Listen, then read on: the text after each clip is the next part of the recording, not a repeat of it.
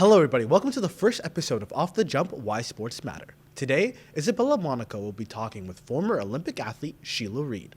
Throughout her career, Sheila won the NCAA cross-country championships twice, which resulted in her winning the Honda Sports Award, which is named the nation's top cross-country runner. Now, here's Isabella with Sheila.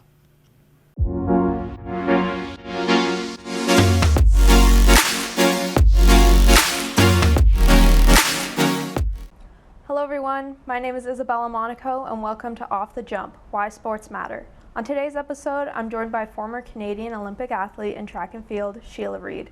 Thanks for coming on today's episode. Thanks so much for having me. We have a really exciting show planned and there might be a couple surprises in there too. Bring it on. All right, so to start everything off, tell us about yourself a little bit. Tell us where your love for sports began or when it began. So, I've always loved sports. I've always been drawn to sports. My first love actually isn't track and field. My first love is soccer. I loved soccer as a kid, and soccer was huge in my town. And I guess my first memory with sport is going with my mom to register for soccer and finding out I was too young. You had to be 4, and I was only 3 years old at the time. And I don't recall crying, but my mom says I cried crocodile tears. And I spent the whole summer kind of standing on the sidelines watching my sisters play. And yeah, I just always wanted to be involved in sports. So I assumed you played soccer growing up then? I did. I loved soccer. I lived and breathed soccer. I was on my town's traveling team, and I would watch the World Cup every year. I subscribed to a soccer magazine. I was very much obsessed. I played Mia Hamm soccer for N64.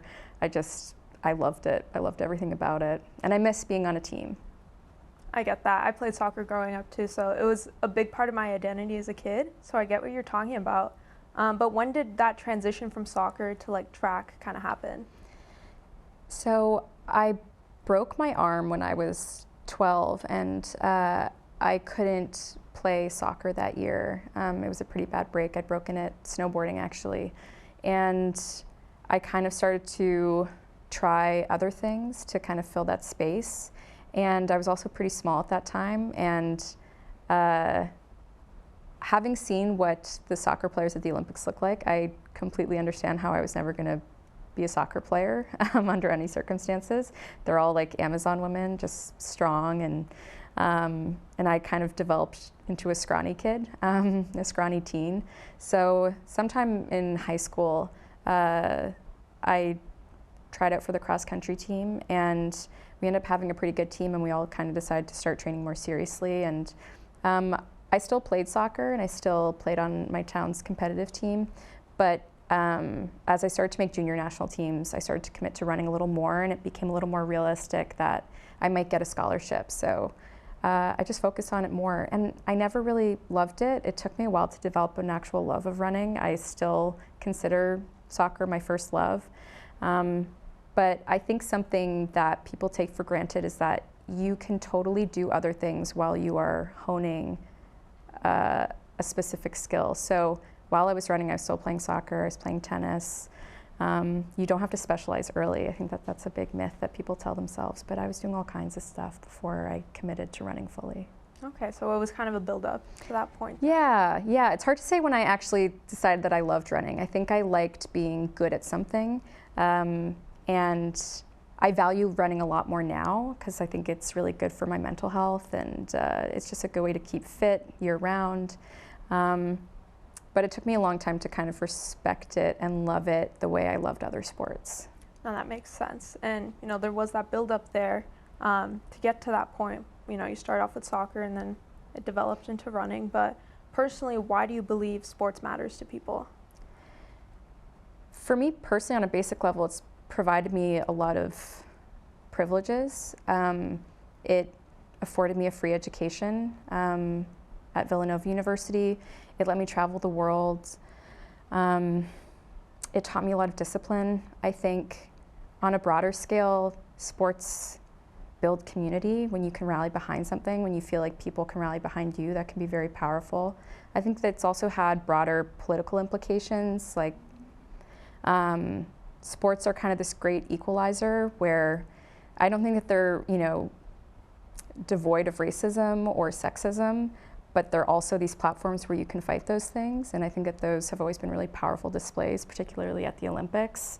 And then kind of just on a loftier note, I think that athletes can be very inspiring, and I think that there's something very pure and relatable about people who are trying to pursue excellence through training. And yeah, I think it's just a really pure expression of discipline.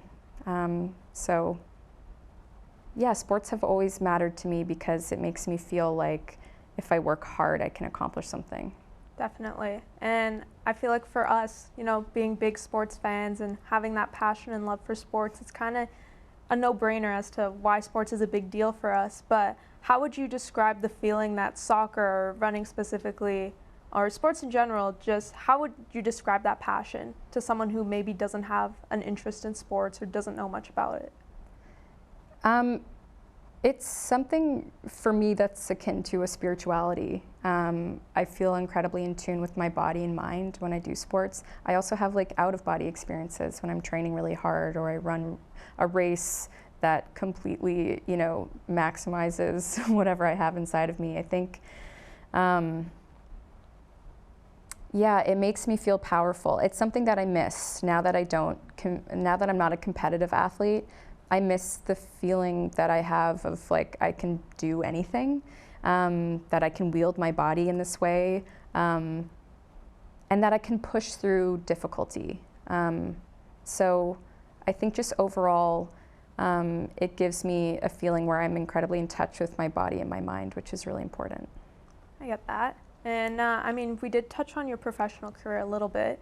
Could you tell us what that experience was like in the Olympics, getting to that point of actually going to the Olympics, and what that process was like? Because I can imagine it was pretty competitive and probably a bit difficult to get there.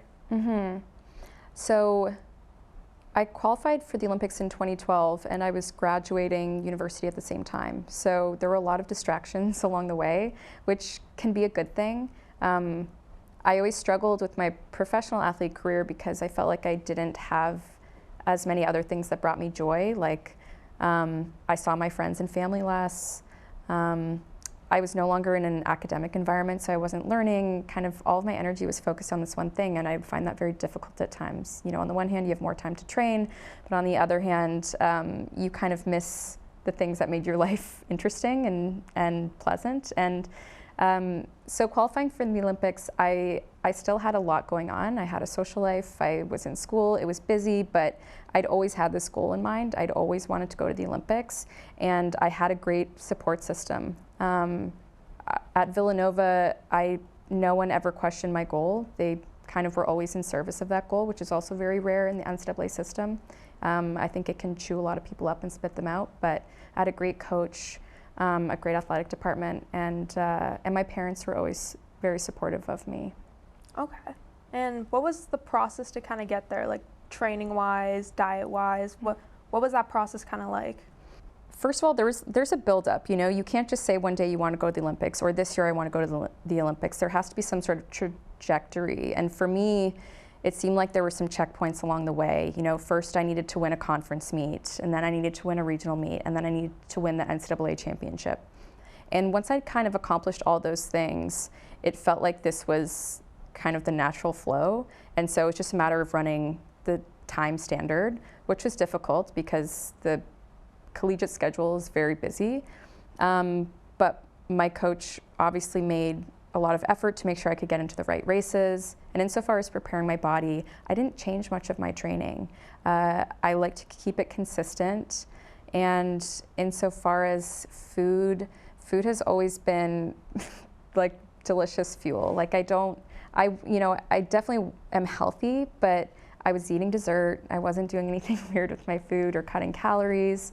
I kind of don't believe in that. And yeah, I tried not to change too much because I'd been able to kind of make these improvements every year, and I didn't want to make the Olympics bigger than it was and do too much and get injured or something. So the thing with athletes is they're very boring. It's just kind of a lot of monotonous work that doesn't look like much on a day-to-day basis, but it adds up to something when you do it every day for years on end. Definitely, and I feel like people put athletes like on a pedestal a little bit, just like as a celebrity or someone they look up to. But when you look at it and break it down, they're just kind of everyday people that have this extra special talent. You know? Yeah, we put ourselves on a pedestal, and it can be really unhealthy if you hold yourself to an impossible standard. And it's good to dream big, it's good to have big goals, but you can't beat yourself up. And I'm saying this now, and I was fully someone who beat myself up all the time as an athlete. You know, I'm a total perfectionist, and even if I won a race, you know, it's how could I have won by more, or how could I have run a little bit faster? You're always going to critique yourself. But so I think part of the equation is having coaches, mentors in your corner who can also say, you did a good job, and can sort of talk you down, I think. If there's two people, you know, if it's you and the other person in the room who are both saying you did a bad job, it can be catastrophic for sure. Yeah, I can imagine. And especially with athletes that are like in the public eye a lot, like our sports teams behind us. Just with the internet nowadays, that hate that they get back sometimes just for losing a game, I think it can really affect the mental aspect of it as well. Yeah. But circling back to your career, is there any moment in your professional career that stands out to you as most memorable? I mean, the Olympics is a big one.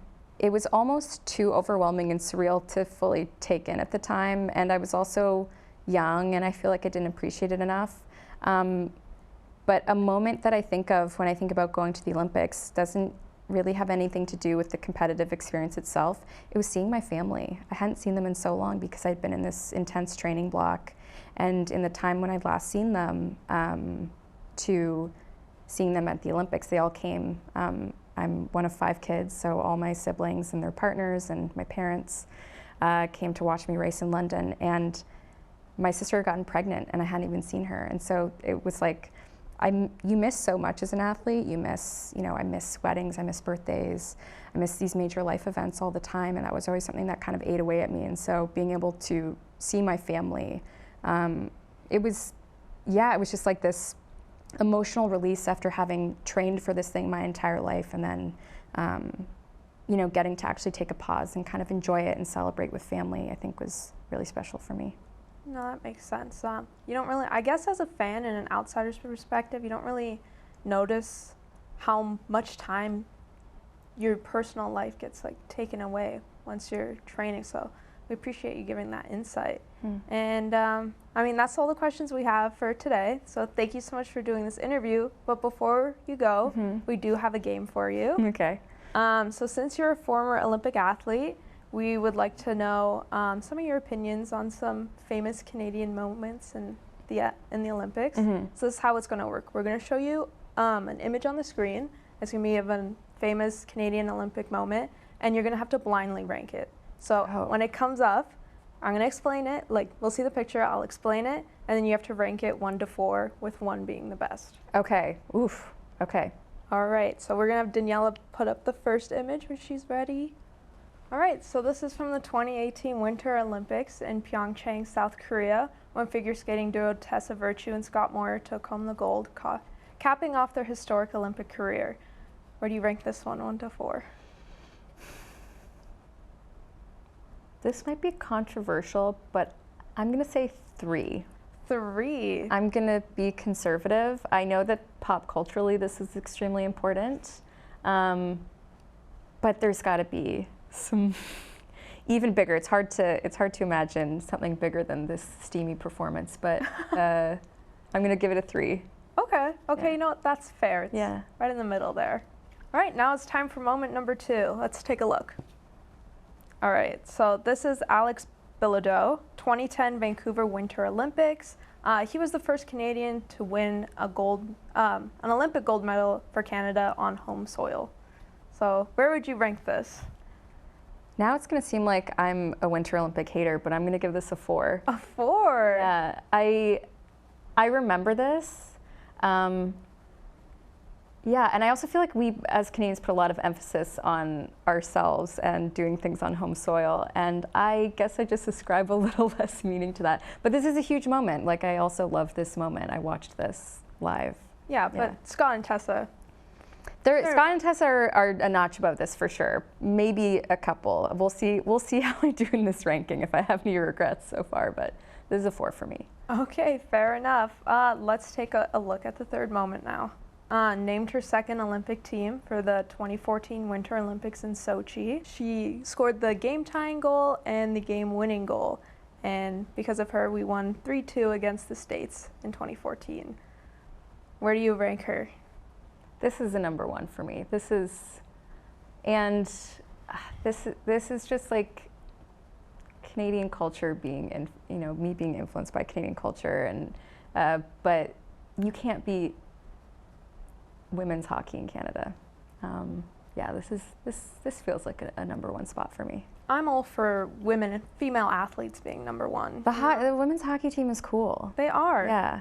Especially Marie-Philippe Poulin. She's sick. Yeah, I used to collect the women's hockey cards, the player cards when I was younger. So yeah, this is important. This is a number 1, I think. I love that. Yeah. Well, we got one moment left, and I guess they'll take the second spot. But let's take a look at number 4. All right, well, we definitely didn't forget this one. This is also from the 2010 Winter Olympics held in Vancouver, Canada. The men's hockey team defeated Team USA to win the gold. Sidney Crosby's golden goal in overtime gave Canada the 3-2 win over the Americans and had the entire country celebrating. I mean, there's only one spot.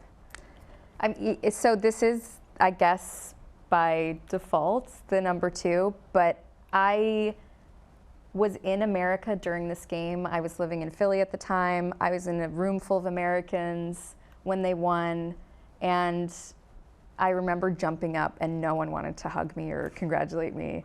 Everyone else was mad that Canada had won. So this has a very important place in my heart. But I guess it's relegated to the number 2 spot, which is totally fine because it's hard to rank sporting moments, especially when all of these people are so successful, and I admire them, but yeah. That's true. I mean, if you can move any of them, would you change your list?